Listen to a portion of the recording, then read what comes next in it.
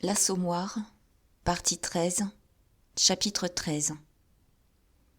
Coupeau tira une bordée, cette nuit-là. Le lendemain, Gervaise reçut 10 francs de son fils Étienne, qui était mécanicien dans un chemin de fer. Le petit lui envoyait des pièces de 100 sous de temps à autre, sachant qu'il n'y avait pas gras à la maison. Elle mit un pot-au-feu et le mangea toute seule, car cette rosse de Coupeau ne rentra pas davantage le lendemain. Le lundi, personne. Le mardi, personne encore. Toute la semaine se passa. Ah, nom d'un chien, si une dame l'avait enlevé, c'est ça qui aurait pu s'appeler une chance. Mais, juste le dimanche, Gervaise reçut un papier imprimé qui lui fit peur d'abord, parce qu'on aurait dit une lettre du commissaire de police. Puis, elle se rassura. C'était simplement pour lui apprendre que son cochon était en train de crever à Sainte-Anne.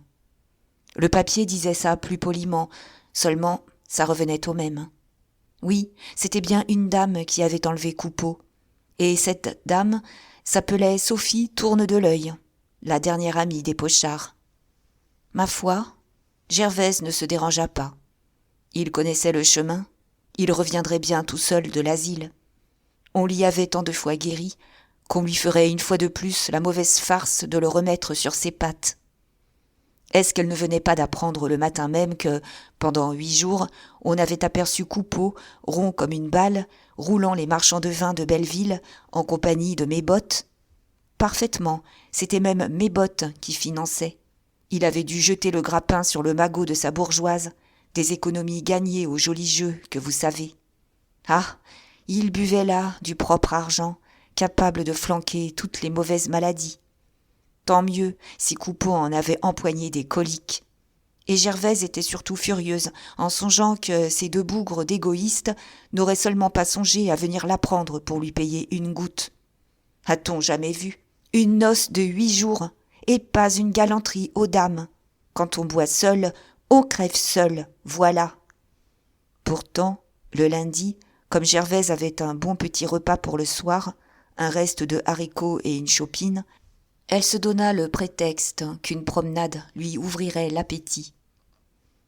La lettre de l'asile, sur la commode, l'embêtait. La neige avait fondu. Il faisait un temps de demoiselle, gris et doux, avec un fond vif dans l'air qui ragaillardissait. Elle partit à midi, car la course était longue. Il fallait traverser Paris, et sa gigue restait toujours en retard. Avec ça, il y avait une suée de monde dans les rues. Mais le monde l'amusait. Elle arriva très gentiment. Lorsqu'elle se fut nommée, on lui en raconta une raide. Il paraît qu'on avait repêché Coupeau au Pont-Neuf. Il s'était élancé par-dessus le parapet, en croyant voir un homme barbu qui lui barrait le chemin. Un joli saut, n'est-ce pas ? Et quant à savoir comment Coupeau se trouvait sur le Pont-Neuf, c'était une chose qu'il ne pouvait pas expliquer lui-même. Cependant, un gardien conduisit Gervaise. Elle montait un escalier lorsqu'elle entendit des gueulements qui lui donnèrent froid aux os. « Hein ? Il en fait, une musique » dit le gardien. « Qui donc » demanda-t-elle. « Mais votre homme, il gueule comme ça depuis avant-hier. Et il danse, vous allez voir. » Ah, mon Dieu, quelle vue ! Elle resta saisie. La cellule était matelassée du haut en bas.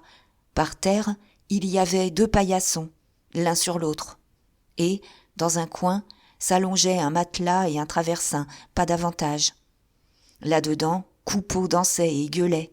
Un vrai chien-lit de la courtille, avec sa blouse en lambeaux et ses membres qui battaient l'air. Mais un chien-lit pas drôle. Oh non, un chien-lit dont le chahut, effrayant, vous faisait dresser tout le poil du corps. Il était déguisé en un qui va mourir. Crénom, quel cavalier seul!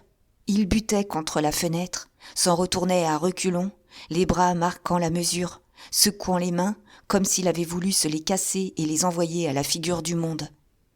On rencontre des farceurs dans les bastringues qui imitent ça, seulement ils l'imitent mal. Il faut voir sauter ce rigaudon des soulards si l'on veut juger quel chic ça prend quand c'est exécuté pour de bon. La chanson a son cachet aussi, une engueulade continue de carnaval, une bouche grande ouverte, lâchant pendant des heures les mêmes notes de trombone enrouées. Coupeau, lui, avait le cri d'une bête dont on a écrasé la patte. Et en avant l'orchestre, balancez vos dames. Seigneur, qu'est-ce qu'il a donc? Qu'est-ce qu'il a donc? Répétait Gervaise, prise de taf. Un interne, un gros garçon blond et rose, en tablier blanc, tranquillement assis, prenait des notes. Le cas était curieux. L'interne ne quittait pas le malade. « Restez un instant, si vous voulez, » dit-il à la blanchisseuse. « Mais tenez-vous tranquille. Essayez de lui parler, il ne vous reconnaîtra pas. » Coupeau, en effet, ne parut même pas apercevoir sa femme. Elle l'avait mal vu en entrant, tant il se disloquait. Quand elle le regarda sous le nez, les bras lui tombèrent. Était-ce Dieu possible qu'il eût une figure pareille, avec du sang dans les yeux et des croûtes plein les lèvres? Elle ne l'aurait bien sûr pas reconnu.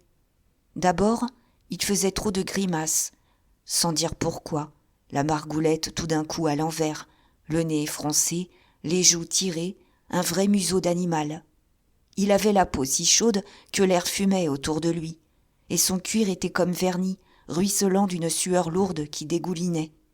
Dans sa danse de chicard enragé, on comprenait tout de même qu'il n'était pas à son aise, la tête lourde, avec des douleurs dans les membres. Gervaise s'était rapprochée de l'interne, qui battait un air du bout des doigts sur le dossier de sa chaise. « Dites donc, monsieur, c'est sérieux alors, cette fois ?» L'interne hocha la tête sans répondre. « Dites donc, est-ce qu'il ne jacasse pas tout bas, hein? Vous entendez? Qu'est-ce que c'est ?» « Des choses qu'il voit, » murmura le jeune homme. « Taisez-vous, laissez-moi écouter. » Coupeau parlait d'une voix saccadée. Pourtant, une flamme de rigolade lui éclairait les yeux. Il regardait, par terre, à droite, à gauche, et tournait comme s'il avait flâné au bois de Vincennes, en causant tout seul. « Oh ça, c'est gentil, c'est paumé. Il y a des chalets, une vraie foire, et de la musique, un peu chouette. Quel Balthazar! Il casse les pots là-dedans. Très chic, v'là que ça s'illumine. Des ballons rouges en l'air, et ça saute, et ça file. Oh, oh, que des lanternes dans les arbres. Il fait joliment bon. Ça pisse de partout, des fontaines, des cascades, de l'eau qui chante. Oh, d'une voix d'enfant de chœur. Épatant, les cascades. » Et il se redressait, comme pour mieux entendre la chanson délicieuse de l'eau. Il aspirait l'air fortement, croyant boire la pluie fraîche envolée des fontaines. Mais peu à peu, sa face reprit une expression d'angoisse. Alors, il se courba, il fila plus vite le long des murs de la cellule, avec de sourdes menaces. « Encore des fourbis, tout ça, je me méfiais. Silence, tas de guapes! Oui, vous vous fichez de moi. C'est pour me turlupiner que vous buvez et que vous braillez là-dedans avec vos traînées. Je vas vous démolir, moi, dans votre chalet. Nom de Dieu, voulez-vous me foutre la paix ?» Il serrait les poings, puis il poussa un cri rauque, il s'aplatit en courant, et il bégayait, les dents claquant d'épouvante. « C'est pour que je me tue! Non, je ne me jetterai pas! Toute cette eau, ça signifie que je n'ai pas de cœur. Non, je ne me jetterai pas !»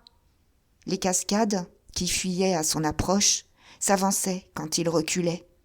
Et tout d'un coup, il regarda stupidement autour de lui. Il balbutia d'une voix à peine distincte. « Ce n'est pas possible. On a embauché des physiciens contre moi. »« Je m'en vais, monsieur. Bonsoir, » dit Gervaise à l'interne. « Ça me retourne trop. Je reviendrai. » Elle était blanche. Coupeau continuait son cavalier seul, de la fenêtre au matelas et du matelas à la fenêtre, suant, s'échinant, battant la même mesure. Alors, elle se sauva. Mais elle eut beau dégringoler l'escalier, elle entendit jusqu'en bas le sacré chahut de son homme. Ah, mon Dieu, qu'il faisait bon dehors. On respirait. Le soir, toute la maison de la Goutte d'Or causait de l'étrange maladie du père Coupeau.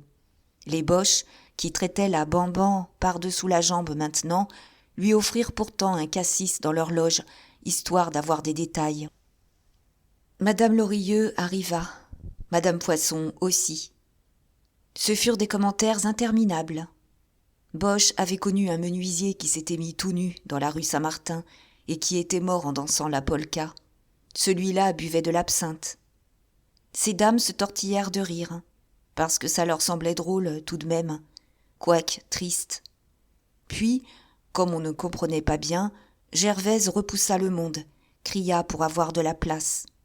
Et, au milieu de la loge, tandis que les autres regardaient, elle fit Coupeau, braillant, sautant, se démanchant avec des grimaces abominables. Oui, parole d'honneur, c'était tout à fait ça. Alors les autres s'épatèrent. Pas possible. Un homme n'aurait pas duré 3 heures à un commerce pareil. Eh bien, elle le jurait sur ce qu'elle avait de plus sacré. Coupeau durait depuis la veille, 36 heures déjà. On pouvait aller y voir, d'ailleurs, si on ne la croyait pas. Mais madame Lorilleux déclara que, merci bien, elle était revenue de Sainte-Anne. Elle empêcherait même Lorilleux d'y ficher les pieds.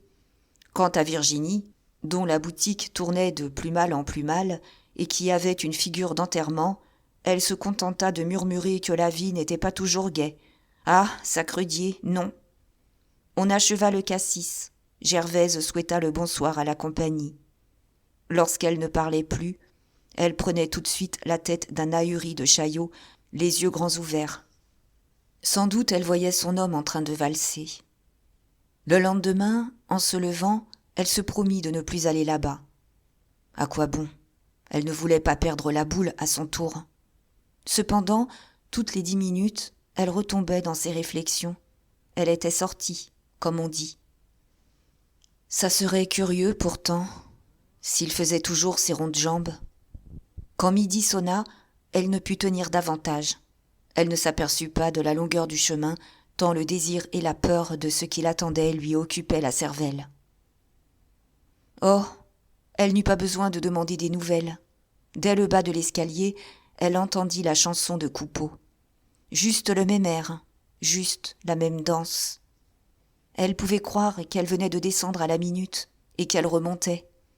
Le gardien de la veille, qui portait des pots de tisane dans le corridor, cligna de l'œil en la rencontrant pour se montrer aimable. « Alors, toujours ?» dit-elle. « Oh, toujours !» répondit-il sans s'arrêter. Elle entra, mais elle se tint dans le coin de la porte, parce qu'il y avait du monde avec Coupeau. L'interne, blond et rose, était debout, ayant cédé sa chaise à un vieux monsieur décoré, chauve et la figure en museau de fouine. C'était bien sûr le médecin en chef, car il avait des regards minces et perçants comme des vrilles. Tous les marchands de mort subite vous ont de ces regards-là. Gervaise, d'ailleurs, n'était pas venue pour ce monsieur, et elle se haussait derrière son crâne, mangeant Coupeau des yeux. Cet enragé dansait et gueulait plus fort que la veille. Elle avait bien vu, autrefois, à des bals de la mi-carême, des garçons de la voir solide s'en donner pendant toute une nuit. Mais jamais, au grand jamais, elle ne se serait imaginé qu'un homme pût prendre du plaisir si longtemps. Quand elle disait prendre du plaisir, c'était une façon de parler, car il n'y a pas de plaisir à faire malgré soi des sauts de carpe, comme si on avait avalé une poudrière. Coupeau, trempé de sueur, fumait davantage, voilà tout. Sa bouche semblait plus grande, à force de crier. Oh, les dames enceintes faisaient bien de rester dehors. Il avait tant marché du matelas à la fenêtre qu'on voyait son petit chemin à terre. Le paillasson était mangé par ses savates. Non, vrai, ça n'offrait rien de beau, et Gervaise, tremblante, se demandait pourquoi elle était revenue. Dire que, la veille au soir, chez les Boches, on l'accusait d'exagérer le tableau. Ah bien, elle n'en avait pas fait la moitié assez. Maintenant, elle voyait mieux comment Coupeau s'y prenait. Elle ne l'oublierait jamais plus, les yeux grands ouverts sur le vide. Pourtant, elle saisissait des phrases, entre l'interne et le médecin. Le premier donnait des détails sur la nuit, avec des mots qu'elle ne comprenait pas. Toute la nuit, son homme avait causé et pirouetté. Voilà ce que ça signifiait au fond. Puis, le vieux monsieur chauve, pas très poli d'ailleurs, parut enfin s'apercevoir de sa présence.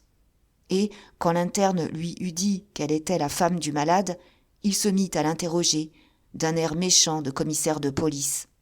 « Est-ce que le père de cet homme buvait ?»« Oui, monsieur. un petit peu, comme tout le monde. Il s'est tué en dégringolant d'un toit un jour de ribote.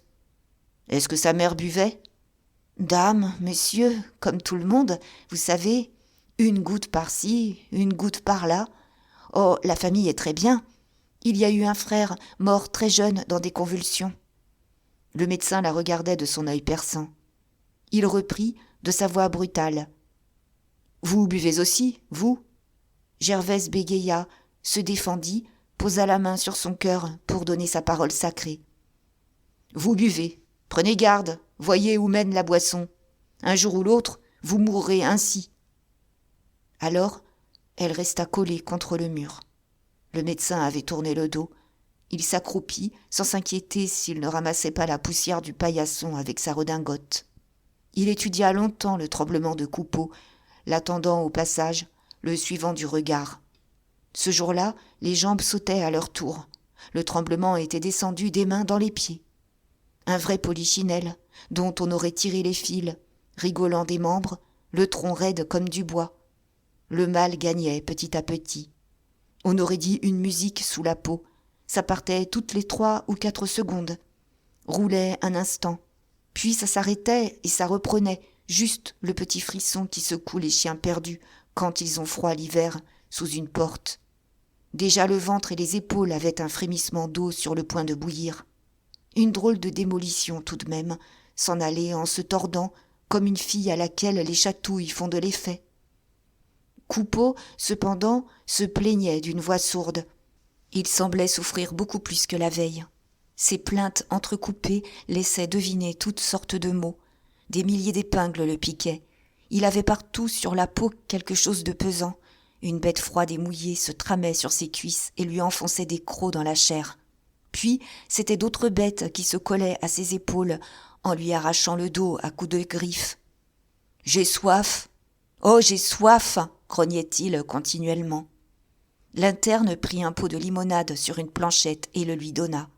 Il saisit le pot à 2 mains, aspira goulûment une gorgée en répandant la moitié du liquide sur lui. Mais il cracha tout de suite la gorgée avec un dégoût furieux en criant « Nom de Dieu, c'est de l'eau de vie !» Alors, l'interne, sur un signe du médecin, voulut lui faire boire de l'eau sans lâcher la carafe. Cette fois, il avala la gorgée en hurlant comme s'il avait avalé du feu. « C'est de l'eau de vie, nom de Dieu, c'est de l'eau de vie !» Depuis la veille, tout ce qu'il buvait était de l'eau de vie. Ça redoublait sa soif et il ne pouvait plus boire parce que tout le brûlait. On lui avait apporté un potage, mais on cherchait à l'empoisonner, bien sûr, car ce potage sentait le vitriol. Le pain était aigre et gâté. Il n'y avait que du poison autour de lui. La cellule puait le soufre. Même il accusait des gens de frotter des allumettes sous son nez pour l'empester. Le médecin venait de se relever et écoutait Coupeau, qui maintenant voyait de nouveau des fantômes en plein midi. Est-ce qu'il ne croyait pas apercevoir sur les murs des toiles d'araignée grandes comme des voiles de bateau ? Puis ces toiles devenaient des filets avec des mailles qui se rétrécissaient et s'allongeaient. Un drôle de joujou. Des boules noires voyageaient dans les mailles, de vraies boules d'escamoteurs d'abord, grosses comme des billes, puis grosses comme des boulets. Et elles enflaient et elles maigrissaient, histoire simplement de l'embêter. Tout d'un coup, il cria « Oh, les rats, v'là les rats, à cette heure !» C'étaient les boules qui devenaient des rats. Ces sales animaux grossissaient, passaient à travers le filet, sautaient sur le matelas où ils s'évaporaient. Il y avait aussi un singe qui sortait du mur, qui rentrait dans le mur en s'approchant chaque fois si près de lui qu'il reculait, de peur d'avoir le nez croqué. Brusquement, ça changea encore. Les murs devaient cabrioler, car il répétait, étranglé de terreur et de rage. « C'est ça! Aïe donc! Secouez-moi, je m'en fiche! Aïe donc! La cambuse! Aïe donc! Par terre! Oui, sonnez les cloches, tas de corbeaux! Jouez de l'orgue pour m'empêcher d'appeler la garde! Et ils ont mis une machine derrière le mur, ces racailles! Je l'entends bien, elle ronfle! Ils vont nous faire sauter! Au feu! Nom de Dieu, au feu! On crie au feu! Voilà que ça flambe! Oh, ça s'éclaire! Ça s'éclaire! Tout le ciel brûle! Des feux rouges, des feux verts, des feux jaunes! À moi! Au secours! Au feu! Ses cris se perdaient dans un râle. Il ne marmottait plus que des mots sans suite, une écume à la bouche, le menton mouillé de salive. Le médecin se frottait le nez avec le doigt, un tic qui lui était sans doute habituel en face des cas graves. Il se tourna vers l'interne, lui demanda à mi-voix. « Et la température ? Toujours 40 degrés, n'est-ce pas ? » ?»« Oui, monsieur. » Le médecin fit une moue. Il demeura encore là 2 minutes, les yeux fixés sur Coupeau, puis il haussa les épaules en ajoutant « Le même traitement, bouillon, lait, limonade citrique, extrait mou de quinquina en potion. Ne le quittez pas et faites-moi appeler. » Il sortit. Gervaise le suivit pour lui demander s'il n'y avait plus d'espoir. Mais il marchait si raide dans le corridor qu'elle n'osa pas l'aborder. Elle resta plantée là un instant, hésitant à rentrer voir son homme. La séance lui semblait déjà joliment rude. Comme elle l'entendait crier encore que la limonade sentait l'eau-de-vie, ma foi, elle fila, ayant assez d'une représentation. Dans les rues, le galop des chevaux et le bruit des voitures lui firent croire que toute Sainte-Anne était à ses trousses. Et ce médecin qui l'avait menacée, vrai, elle croyait déjà avoir la maladie. Naturellement, rue de la Goutte d'Or, les Boches et les autres l'attendaient. Dès qu'elle parut sous la porte, on l'appela dans la loge. « Eh bien, est-ce que le père Coupeau durait toujours ?»« Mon Dieu, oui, il durait toujours. » Boche semblait stupéfait et consterné. Il avait parié 1 litre que le père Coupeau n'irait pas jusqu'au soir. Comment ? Il durait encore ? Et toute la société s'étonnait en se tapant sur les cuisses. En voilà un gaillard qui résistait. Madame Lorilleux calcula les heures. 36 heures et 24 heures, 60 heures. Sacré matin. 60 heures déjà qu'il jouait des quilles et de la gueule. On n'avait jamais vu un pareil tour de force. Mais Boche, qui riait jaune à cause de son litre, questionnait Gervaise d'un air de doute, en lui demandant si elle était bien sûre qu'il n'eût pas défilé la parade derrière son dos. Oh non, il sautait trop fort, il n'en avait pas envie. Alors, Boche, insistant davantage, la pria de refaire un peu comme il faisait pour voir. Oui, encore un peu, à la demande générale. La société lui disait qu'elle serait bien gentille, car justement, il y avait là 2 voisines qui n'avaient pas vu la veille et qui venaient de descendre exprès pour assister au tableau. La concierge criait au monde de se ranger. Les gens débarrassaient le milieu de la loge en se poussant du coude avec un frémissement de curiosité. Cependant, Gervaise baissait la tête. Vrai, elle craignait de se rendre malade. Pourtant, désirant prouver que ce n'était pas histoire de se faire prier, elle commença 2 ou 3 petits sauts. Mais elle devint toute chose. Elle se rejeta en arrière. Parole d'honneur, elle ne pouvait pas. Un murmure de désappointement courut. C'était dommage, elle imitait ça à la perfection. Enfin, si elle ne pouvait pas. Et comme Virginie retournait à sa boutique, on oublia le père Coupeau pour causer vivement du ménage Poisson, une pétaudière maintenant. La veille, les huissiers étaient venus. Le sergent de ville allait perdre sa place. Quant à Lantier, il tournait autour de la fille du restaurant d'à côté, une femme magnifique qui parlait de s'établir tripière. Dame, on en rigolait, on voyait déjà une tripière installée dans la boutique. Après la friandise, le solide. Ce cocu de Poisson avait une bonne tête dans tout ça. Comment diable un homme, dont le métier était d'être malin, se montrait-il si godiche chez lui ? Mais on se tut brusquement en apercevant Gervaise qu'on ne regardait plus et qui s'essayait toute seule au fond de la loge, tremblant des pieds et des mains, faisant Coupeau. Bravo, c'était ça, on n'en demandait pas davantage. Elle resta hébétée, ayant l'air de sortir d'un rêve. Puis, elle fila raide. Bien le bonsoir, la compagnie. Elle montait pour tâcher de dormir. Le lendemain, les Boches la virent partir à midi, comme les 2 autres jours. Ils lui souhaitaient bien de l'agrément. Ce jour-là, à Sainte-Anne, le corridor tremblait des gueulements et des coups de talon de Coupeau. Elle tenait encore la rampe de l'escalier, qu'elle l'entendit hurler. « En v'là des punaises ! Rappliquez un peu, par ici, que je vous désosse ! Ah, ils veulent m'escoffier ! Ah, les punaises ! Je suis plus rupin que vous tous ! Des carrés, nom de Dieu !» Un instant, elle souffla devant la porte. Il se battait donc avec une armée. Quand elle entra, ça croissait et ça embellissait. Coupeau était fou furieux, un échappé de Charenton. Il se démenait au milieu de la cellule, envoyant les mains partout, sur lui, sur les murs, par terre, culbutant, tapant dans le vide. Et il voulait ouvrir la fenêtre, et il se cachait, se défendait, appelait, répondait, tout seul pour faire ce sabbat, de l'air exaspéré d'un homme cauchemardé par une flopée de monde. Puis, Gervaise comprit qu'il s'imaginait être sur un toit en train de poser des plaques de zinc. Il faisait le soufflet avec sa bouche, il remuait des fers dans le réchaud, se mettait à genoux pour passer le pouce sur les bords du paillasson, en croyant qu'il le soudait. Oui, son métier lui revenait, au moment de crever. Et s'il gueulait si fort, s'il se crochait sur son toit, c'était que des mufles l'empêchaient d'exécuter proprement son travail. Sur tous les toits voisins, il y avait de la fripouille qui le mécanisait. Avec ça, ses blagueurs lui lâchaient des bandes de rats dans les jambes. Ah, les sales bêtes, il les voyait toujours. Il avait beau les écraser, en frottant son pied sur le sol de toutes ses forces, il en passait de nouvelles ribambelles. Le toit en était noir.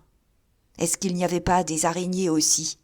Il serrait rudement son pantalon pour tuer contre sa cuisse de grosses araignées qui s'étaient fourrées là. Sacré tonnerre ! Il ne finirait jamais sa journée, on voulait le perdre, son patron allait l'envoyer à Mazas. Alors, en se dépêchant, il crut qu'il avait une machine à vapeur dans le ventre.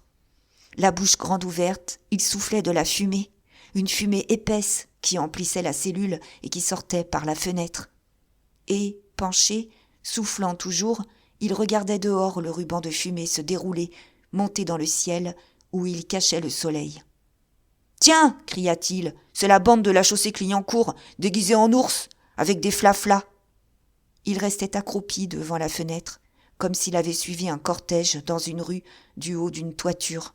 « V'là la cavalcade, des lions et des panthères qui font des grimaces. Il y a des mômes habillés en chien et en chat.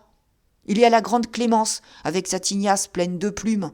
Ah, sacredié, elle fait la culbute, elle montre tout ce qu'elle a. Dis donc, ma biche, faut nous carapater. Hé, bougre de roussin, voulez-vous bien ne pas la prendre ? Ne tirez pas, tonnerre, ne tirez pas !» Sa voix montait, rauque, épouvantée, et il se baissait vivement, répétant que la rousse et les pantalons rouges étaient en bas, des hommes qui le visaient avec des fusils. Dans le mur, il voyait le canon d'un pistolet braqué sur sa poitrine. On venait lui reprendre la fille. « Ne tirez pas, nom de Dieu, ne tirez pas !» Puis les maisons s'effondraient, il imitait le craquement d'un quartier qui croule, et tout disparaissait, tout s'envolait. Mais il n'avait pas le temps de souffler, d'autres tableaux passaient, avec une mobilité extraordinaire.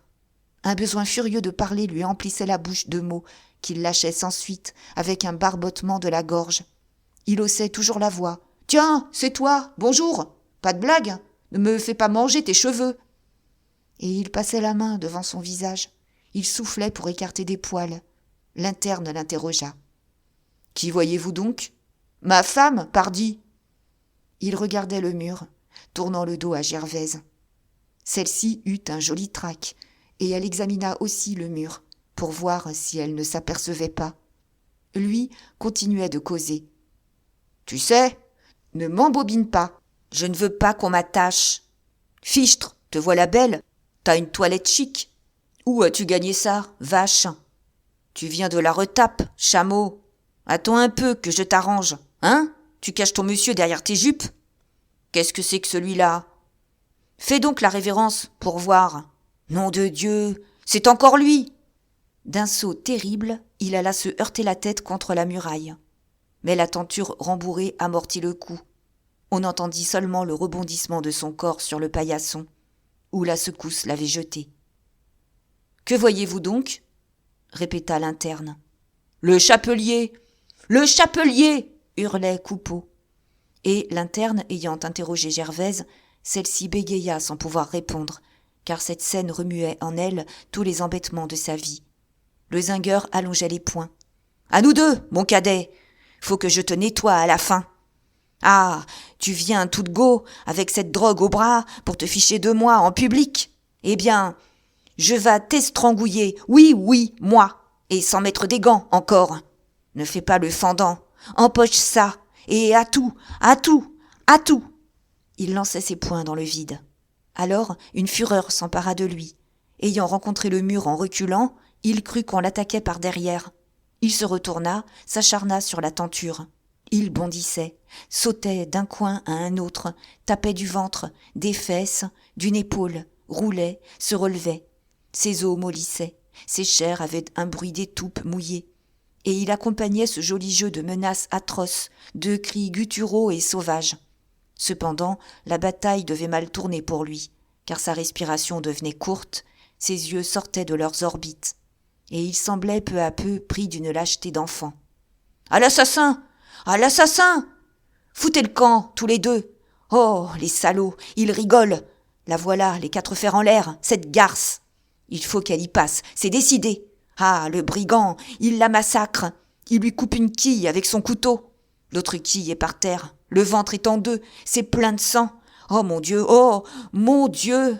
Oh mon Dieu! » Et, baigné de sueur, les cheveux dressés sur le front, effrayant, il s'en alla à reculons, en agitant violemment les bras, comme pour repousser l'abominable scène.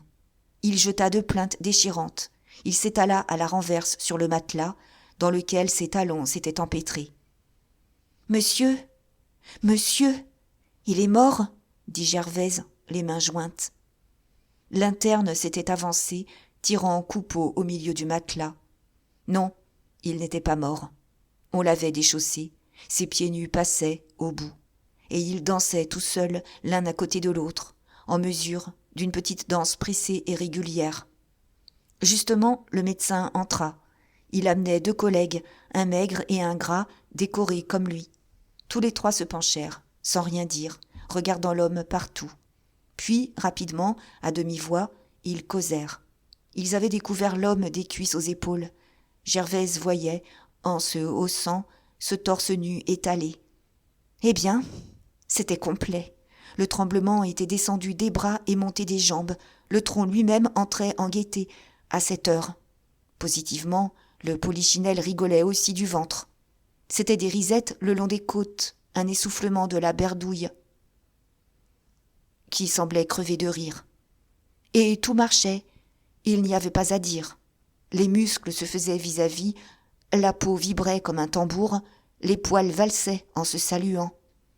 Enfin, ça devait être le grand branle-bas, comme qui dirait le galop de la fin, quand le jour paraît et que tous les danseurs se tiennent par la patte en tapant du talon. « Il dort », murmura le médecin en chef, et il fit remarquer la figure de l'homme aux 2 autres. Coupeau, les paupières closes, avait de petites secousses nerveuses qui lui tiraient toute la face. Il était plus affreux encore, ainsi écrasé, la mâchoire saillante, avec le masque déformé d'un mort qui aurait eu des cauchemars. Mais les médecins, ayant aperçu les pieds, vinrent mettre leur nez dessus d'un air de profond intérêt. Les pieds dansaient toujours. Coupeau avait beau dormir, les pieds dansaient. Oh, leur patron pouvait ronfler, ça ne les regardait pas. Ils continuaient leur train-train, sans se presser ni se ralentir. De vrais pieds mécaniques, des pieds qui prenaient leur plaisir où ils le trouvaient. Pourtant, Gervaise, ayant vu les médecins poser leurs mains sur le torse de son homme, voulut le tâter elle aussi. Elle s'approcha doucement, lui appliqua sa main sur une épaule, et elle la laissa 1 minute. Mon Dieu, qu'est-ce qui se passait donc là-dedans ? Ça dansait jusqu'au fond de la viande. Les os eux-mêmes devaient sauter. Des frémissements, des ondulations arrivaient de loin, coulaient pareilles à une rivière sous la peau. Quand elle appuyait un peu, elle sentait les cris de souffrance de la moelle. À l'œil nu, on voyait seulement les petites ondes creusant des fossettes comme à la surface d'un tourbillon. Mais, dans l'intérieur, il devait y avoir un joli ravage. Quel sacré travail ! Un travail de taupe. C'était le vitriol de l'assommoir qui donnait là-bas des coups de pioche. Le corps entier en était saucé, et dame, il fallait que ce travail s'achevât, émiettant, emportant Coupeau dans le tremblement général et continu de toute la carcasse. Les médecins s'en étaient allés. Au bout d'1 heure, Gervaise, resté avec l'interne, répéta à voix basse. « Monsieur, monsieur, il est mort. » Mais l'interne, qui regardait les pieds, dit non de la tête. Les pieds nus, hors du lit, dansaient toujours. Ils n'étaient guère propres, et ils avaient les ongles longs. Des heures encore passèrent. Tout d'un coup, ils se raidirent, immobiles. Alors l'interne se tourna vers Gervaise, en disant « Ça y est. » La mort seule avait arrêté les pieds. Quand Gervaise rentra rue de la Goutte d'Or, elle trouva chez les Boches un tas de commères qui jabotaient d'une voix allumée. Elle crut qu'on l'attendait pour avoir des nouvelles, comme les autres jours. « Il est claqué, » dit-elle en poussant la porte tranquillement, la mine éreintée et abétie. Mais on ne l'écoutait pas. Toute la maison était en l'air. Oh, une histoire impayable. Poisson avait pigé sa femme avec Lantier. On ne savait pas au juste les choses parce que chacun racontait ça à sa manière. Enfin, il était tombé sur leur dos au moment où les deux autres ne l'attendaient pas. Même on ajoutait des détails que les dames se répétaient en pinçant les lèvres. Une vue pareille, naturellement, avait fait sortir Poisson de son caractère. Un vrai tigre. Cet homme, peu causeur, qui semblait marcher avec un bâton dans le derrière, s'était mis à rugir et à bondir. Puis, on n'avait plus rien entendu. Lantier devait avoir expliqué l'affaire au mari. N'importe, ça ne pouvait plus aller loin. Et Boche annonçait que la fille du restaurant d'à côté prenait décidément la boutique pour y installer une triperie. Ce roublard de chapelier adorait les tripes. Cependant, Gervaise, en voyant arriver madame Lorilleux avec madame Lerat, répéta mollement. « Il est claqué, mon Dieu, 4 jours à gigoter et à gueuler. » Alors, les deux sœurs ne purent pas faire autrement que de tirer leurs mouchoirs. Leur frère avait eu bien des torts, mais enfin, c'était leur frère. Boche haussa les épaules en disant assez haut pour être entendu de tout le monde. « Bah, c'est un soulard de moins. » Depuis ce jour, comme Gervaise perdait la tête souvent, une des curiosités de la maison était de lui voir faire coupeau. On n'avait plus besoin de la prier, elle donnait le tableau gratis, tremblant des pieds et des mains, lâchant de petits cris involontaires. Sans doute, elle avait pris ce tic-là à Sainte-Anne en regardant trop longtemps son homme. Mais elle n'était pas chanceuse, elle n'en crevait pas comme lui. Ça se bornait à des grimaces de singe, échappées, qui lui faisaient jeter des trognons de choux par les gamins dans les rues. Gervaise dura ainsi pendant des mois. Elle dégringolait plus bas encore, acceptait les dernières avanies, mourait un peu de faim tous les jours. Dès qu'elle possédait 4 sous, elle buvait et battait les murs. On la chargeait des sales commissions du quartier. Un soir, on avait parié qu'elle ne mangerait pas quelque chose de dégoûtant, et elle l'avait mangé, pour gagner 10 sous. M. Marescot s'était décidé à l'expulser de la chambre du 6e. Mais comme on venait de trouver le père Bru mort dans son trou, sous l'escalier, le propriétaire avait bien voulu lui laisser cette niche. Maintenant, elle habitait la niche du père Bru. C'était là-dedans, sur de la vieille paille, qu'elle claquait du bec, le ventre vide et les os glacés. La terre ne voulait pas d'elle, apparemment. Elle devenait idiote, elle ne songeait seulement pas à se jeter du 6e sur le pavé de la cour pour en finir. La mort devait la prendre petit à petit, morceau par morceau, en la traînant ainsi jusqu'au bout dans la sacrée existence qu'elle s'était faite. Même, on ne sut jamais au juste de quoi elle était morte. On parla d'un froid et chaud, mais la vérité était qu'elle s'en allait de misère, des ordures et des fatigues de sa vie gâtée. Elle creva d'avachissement, selon le mot des Lorilleux. Un matin, comme ça sentait mauvais dans le corridor, on se rappela qu'on ne l'avait pas vue depuis 2 jours, et on la découvrit déjà verte, dans sa niche. Justement, ce fut le père Bazouge qui vint, avec la caisse des pauvres sous le bras, pour l'emballer. Il était encore joliment saoul, ce jour-là, mais bonzigue tout de même, et gai comme un pinson. Quand il eut reconnu la pratique à laquelle il avait affaire, il lâcha des réflexions philosophiques en préparant son petit ménage. « Tout le monde y passe. On n'a pas besoin de se bousculer. Il y a de la place pour tout le monde. Et c'est bête d'être pressé, parce qu'on arrive moins vite. Moi, je ne demande pas mieux que de faire plaisir. Les uns veulent, les autres ne veulent pas. Arrangez un peu ça, pour voir. En v'là une qui ne voulait pas, puis elle a voulu. Alors on l'a fait attendre. Enfin, ça y est. Et vrai, elle l'a gagné. Allons-y gaiement. » Et, lorsqu'il empoigna Gervaise dans ses grosses mains noires, il fut pris d'une tendresse. Il souleva doucement cette femme qui avait eu un si long béguin pour lui. Puis, en l'allongeant au fond de la bière avec un soin paternel, il bégaya entre deux hoquets. « Tu sais, écoute bien, c'est moi, Bibi la Gaîté, dit le consolateur des dames. Va, t'es heureuse. Fais dodo, ma belle.